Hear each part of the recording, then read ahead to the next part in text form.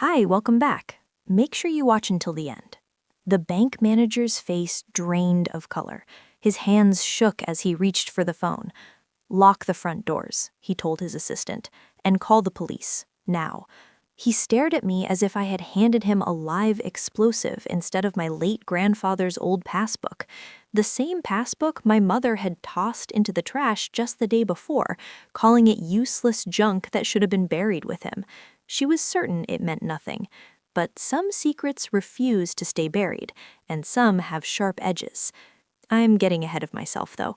Let me start at the beginning. My name is Danica Gross. I'm 31 years old, and until that morning, I thought the most exciting part of my week would be arguing with my landlord about the broken radiator in my apartment. I work as a paralegal at a small law firm in Columbus, Ohio. It's not glamorous. The pay is average. My car is 12 years old and makes a noise like a dying whale whenever I turn left. Still, I'm good at what I do because I pay attention. I ask questions. I don't let things go until I get answers. My family has always treated that as a flaw. The funeral was on a Tuesday. My grandfather, Eugene Gross, passed away at 89. He lived on a modest farm about 2 hours outside the city, with a wraparound porch and fields stretching all the way to the horizon. Everyone assumed he had nothing, just an old man in an old house spending his final years quietly. That's certainly the version my mother wanted people to believe. The service was small, efficient, and cold, exactly Miriam's style. My mother has always believed emotions show weakness, and funerals were no exception. She planned everything like a corporate schedule: 30 minutes for the ceremony, 45 minutes for the reception, then everyone leaves. No lingering, no unnecessary tears. The catering came from a place that seemed to think mayonnaise was a food group. My grandmother would have come back from the grave just to complain about the potato salad. She had standards. Miriam does not. My brother Wyatt arrived 40 minutes late in a suit that cost more than my car. He said parking was difficult. The farmhouse has a gravel lot the size of a football field, but sure, parking. He didn't seem particularly sad. Then again, Wyatt has never been good with emotions unless they benefit him. He hugged our mother, shook a few hands, and spent most of the reception staring at his phone, likely tracking his investments. Wyatt loves talking about his investments. I stood off to the side, watching my family perform grief like a rehearsed play, and I thought about my grandfather. Eugene Gross was an accountant for 40 years. Numbers were his language. He could look at a spreadsheet and see patterns others missed. He was also a strong chess player.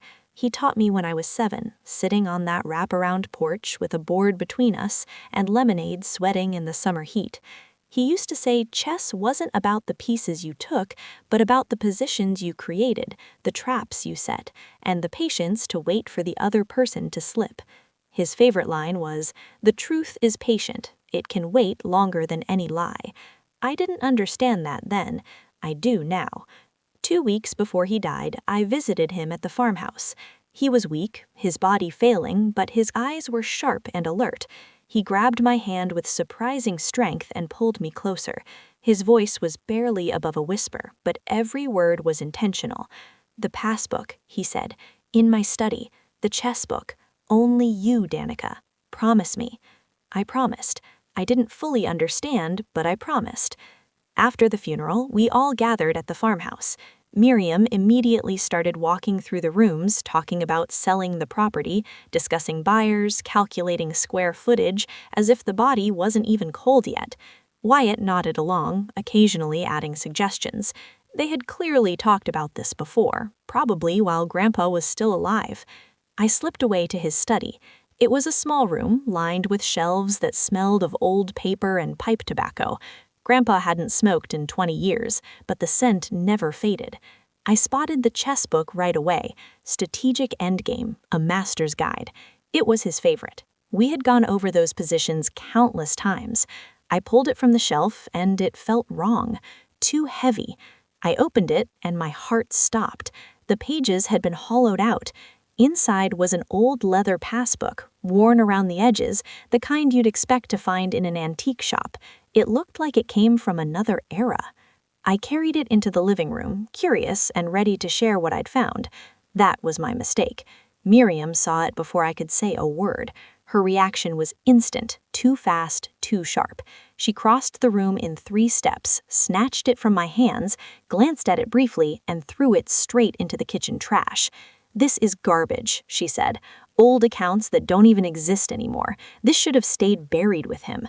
Don't go digging through his things, Danica. It's inappropriate." Wyatt laughed from the couch. "Always the sentimental one, aren't you, Danny?" They exchanged a look, quick, almost invisible, but I caught it. I've spent 8 years in a law firm. I know that look. It's the look people share when they're hiding something, when they're worried someone is getting too close to the truth. That night, I couldn't sleep. I kept replaying my mother's reaction. If the passbook was worthless, why the anger? Why not just dismiss it? Why throw it away so forcefully? I thought about my grandfather, his clear eyes and careful words. He was an accountant for 40 years. Numbers were his language. He could look at a spreadsheet and see patterns others missed. He was also a strong chess player. He taught me when I was 7, sitting on that wraparound porch with a board between us and lemonade sweating in the summer heat. He used to say chess wasn't about the pieces you took, but about the positions you created, the traps you set, and the patience to wait for the other person to slip. His favorite line was, "The truth is patient. It can wait longer than any lie." I didn't understand that then. I do now. At 5 a.m., I made a choice. I was going back to the farmhouse.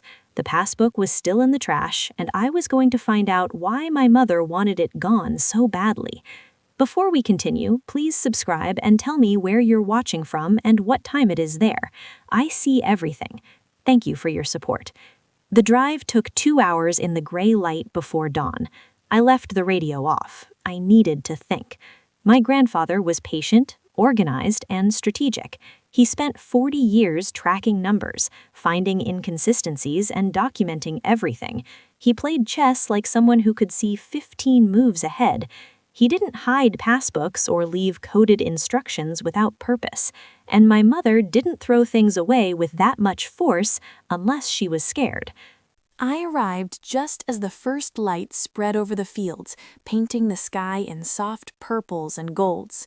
No other cars, no one else there. Perfect. I let myself in using the spare key Grandpa kept under the 3rd porch step. The house was silent, as if holding its breath. I went straight to the kitchen. The trash can was exactly where I'd left it. I pulled out the bag, set it on the floor, and started searching. There I was, a grown woman with a college degree, elbow deep in garbage at 5:30 in the morning like a raccoon in business casual. My grandfather would have approved. My therapist would have had concerns. The passbook was near the bottom, under coffee grounds and paper napkins from the reception. I pulled it out, wiped it with my sleeve, and examined it closely. The leather cover looked old, designed to appear decades out of date, but inside, something didn't match.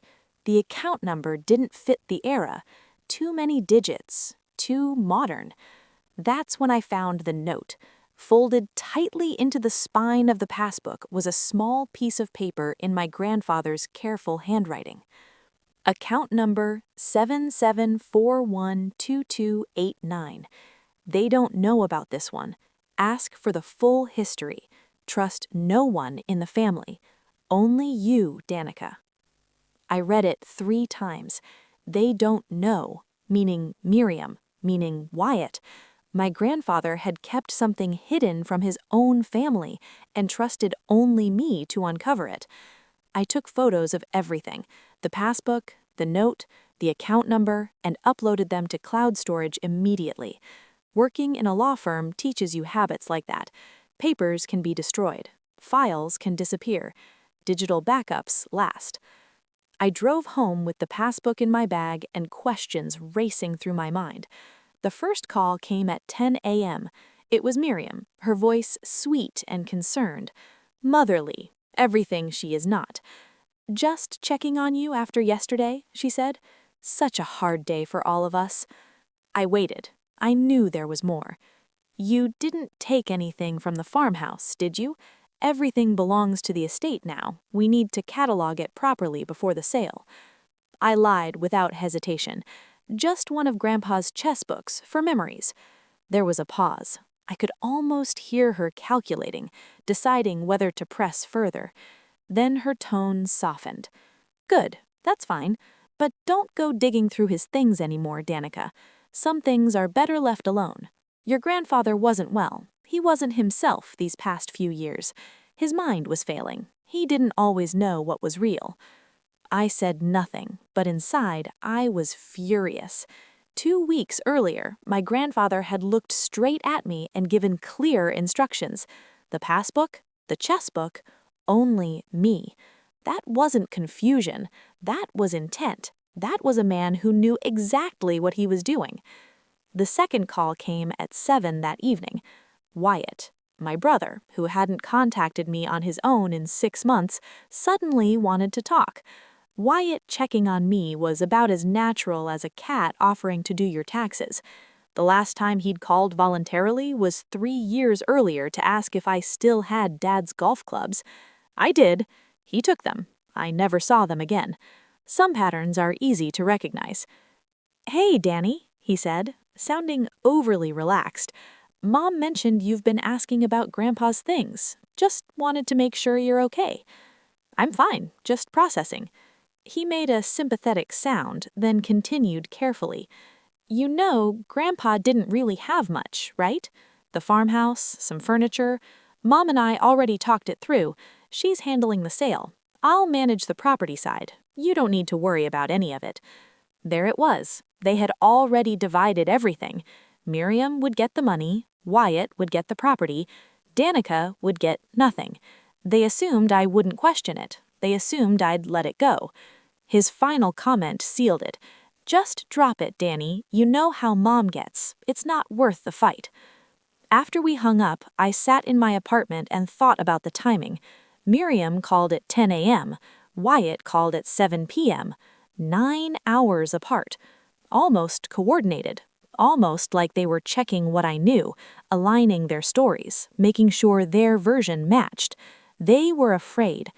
This is why I document everything, every conversation, every date, every detail. Working in a law firm teaches you habits like that. Papers can be destroyed. Files can disappear. Digital backups last. I drove home with the passbook in my bag and questions racing through my mind. The next day, I took a personal day. I was going to the bank. I was going to learn what my grandfather had hidden, and whatever my mother was trying to keep buried, I was bringing it into the open. My boss approved the day off with little resistance. One advantage of never taking time away is no one argues when you finally do. The drive to the bank took 2 hours. First Regional Savings had been absorbed by a larger institution years ago, but the main branch still operated in a small town called Millbrook. One traffic light, one diner that likely served the same coffee since 1972. I walked in at 9:15 a.m. carrying the passbook, my ID, my grandfather's death certificate, and proof of relationship. I expected very little, maybe a few $100s, maybe just closure. The young teller smiled as I approached. She examined the passbook with polite interest and entered the account number into her system. Her expression changed. She excused herself, made a call in the back, and spoke in tones I couldn't hear. 20 minutes passed. I sat in the lobby watching the clock, starting to feel foolish. Maybe Miriam was right. Maybe this was nothing. I waited so long, I learned the security guard's life story. His name was Carl. He was training for a 5K. His wife had banned bread. I have never seen someone look so defeated while standing next to a bowl of free mints. Then a man in an expensive suit appeared, tall, gray at the temples, with a carefully neutral expression. He introduced himself as Theodore Calloway, the regional manager, and asked me to follow him to his office. His hands shook slightly as he took the passbook from me. He studied it as if it were dangerous. "Miss Gross," he said carefully, sitting back in his chair, "this account is flagged." My stomach dropped. That word is never reassuring. Not because of anything you've done, he continued, because of its history. The account wasn't from 1962, despite the old cover. It was opened in 2010. Your grandfather intentionally used the vintage passbook to conceal it. It was a savings account with compound interest, untouched for 14 years. He wrote a number on a piece of paper and slid it toward me. $2,147,832. I made a sound somewhere between a gasp and a whimper, the noise you make when you accidentally sit on a cat. The bank manager offered me water. I needed something stronger. $2 million. My grandfather, who lived modestly and wore the same sweaters for decades, had hidden over $2 million. But Calloway wasn't relieved. His expression tightened. "There's more," he said. In 2015, someone attempted to access the account using power of attorney documents and what appeared to be your grandfather's signature. The system flagged inconsistencies. The signatures didn't fully match. The transfer was denied and logged. "Who?" I asked, already knowing. Calloway checked the file. "Miriam Gross, is that a relative?" "My mother. She had tried to steal the money 9 years earlier. She failed, but she tried." More calls were made. Security arrived, legal joined, records were pulled from multiple institutions. The full picture was devastating.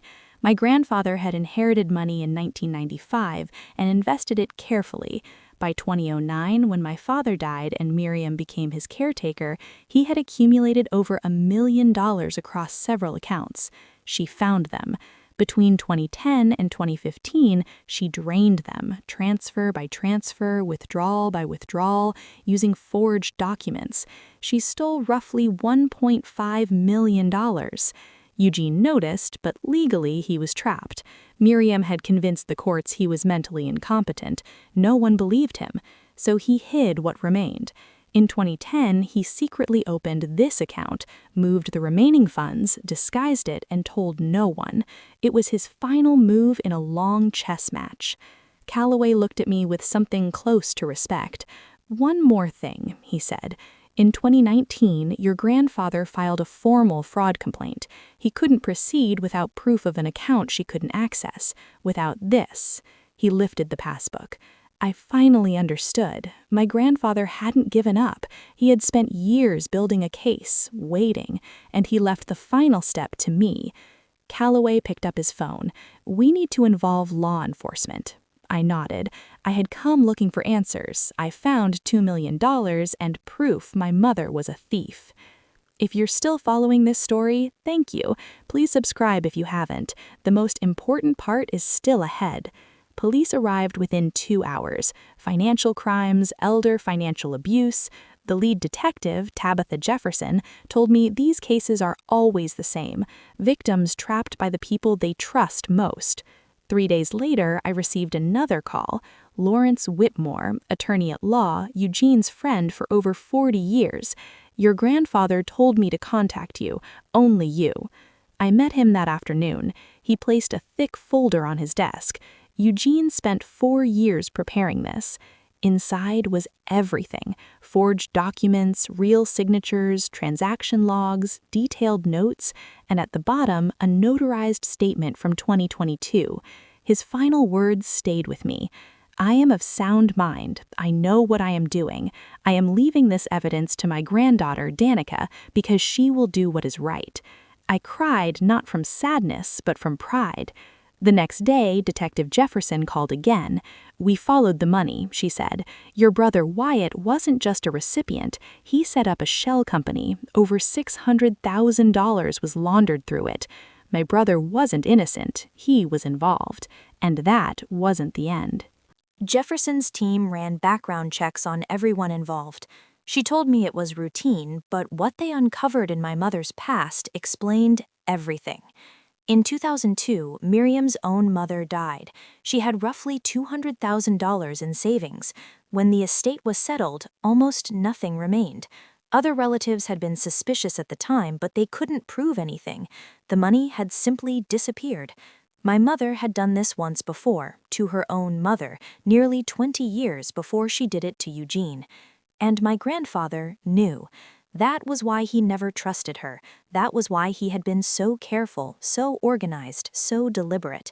He recognized the pattern. He understood exactly what she was capable of, and he spent the last years of his life making sure she wouldn't succeed again. Detective Jefferson asked me to cooperate fully with the investigation. That meant staying silent, no warning my mother, no confronting my brother, attending family dinners, acting as if everything was normal while the case was built around them. 2 weeks of deception, 2 weeks of sitting across from people who had stolen from my grandfather, smiled at his funeral, and divided his estate like scavengers.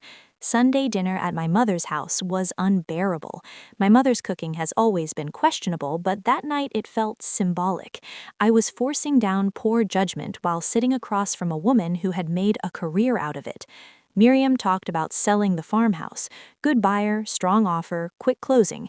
Wyatt nodded along and mentioned a new investment opportunity he was excited about. They were confident, certain they had gotten away with everything. After dinner, Miriam pulled me aside. Her voice softened, concerned, almost convincing. "I know we don't always agree," she said, "but we're family. Your grandfather would want us to stay united, to support each other." I kept my expression neutral. "Of course, Mom. Family first." For 2 weeks, I pretended I didn't know my mother was a white-collar criminal. Every time she called to complain about her neighbors or grocery prices, I wanted to say, "You know what's expensive? Federal prison." But I waited, I documented, I trusted the process. My grandfather taught me chess when I was 7. His favorite lesson was that the best move isn't always obvious. Sometimes you sacrifice a piece to win the game. He had sacrificed his final years setting this trap. He knew he wouldn't see it close, but he knew I would. The call came on a Thursday morning. Detective Jefferson's tone was calm and professional. "Miss Gross, we're executing the warrants today. Arrests will be simultaneous. I thought you'd want to know." I thanked her, ended the call, and sat quietly for a moment. My mother was about to lose everything. My brother was about to learn that betrayal has consequences. My grandfather's patience was about to pay off. The arrests happened at 7 a.m., precisely coordinated. No warning, no chance for them to speak to each other or destroy evidence. Jefferson planned it perfectly. I wasn't there, but she told me what happened. My mother answered the door in her bathrobe, coffee in hand. When she saw the badges, her composure cracked for just a moment. Jefferson presented the warrant and read the charges: fraud, forgery, elder financial abuse, theft. Miriam tried one last tactic: calm voice, reasonable tone. "This is a misunderstanding," she said. "My father-in-law wasn't well. I was protecting him." Jefferson didn't react. "Ma'am, we have 4 years of documented evidence, a notarized statement witnessed by an attorney, bank records of an attempted access to an account you didn't know existed, and a complete financial trail. This isn't a mistake. These are consequences." My mother was handcuffed and escorted to the car. No shouting, no scene, just the quiet collapse of a lie that had lasted 15 years. Across town at the same time, my brother was in his office meeting with clients when officers walked in. I was told he turned pale, tried to explain, asked for his lawyer. It didn't matter. He was cuffed in front of his colleagues. His reputation ended there. You don't recover from being arrested for money laundering in your own conference room. The case moved through the courts over the next few months. I attended several hearings and watched the evidence pile up. I saw my mother's confidence slowly fade as the scope of the prosecution became clear. Her lawyer argued that Eugene was mentally incompetent and that his statement was invalid. The prosecution brought in 3 doctors who had examined my grandfather. All testified that he was sharp, aware, and coherent.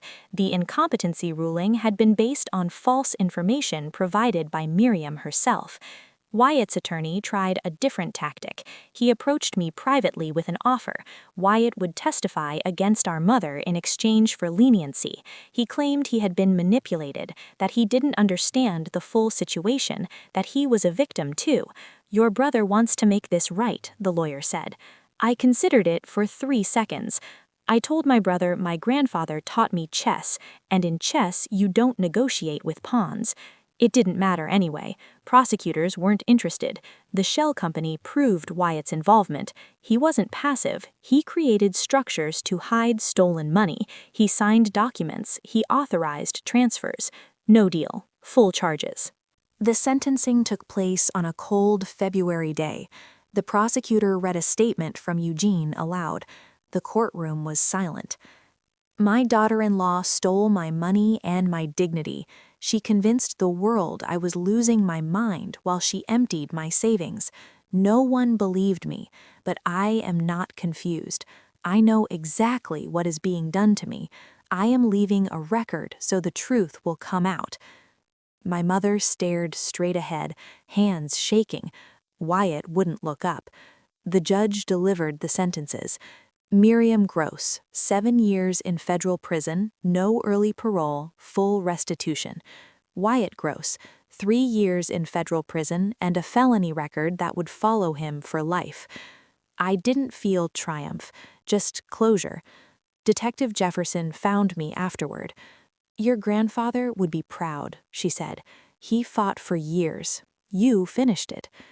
6 months later, I quit my job, paid my debts, and opened a small bookstore downtown. I called it Gross Pages. In the corner is a chess table. Above it hangs my grandfather's photo and his favorite words. The truth is patient.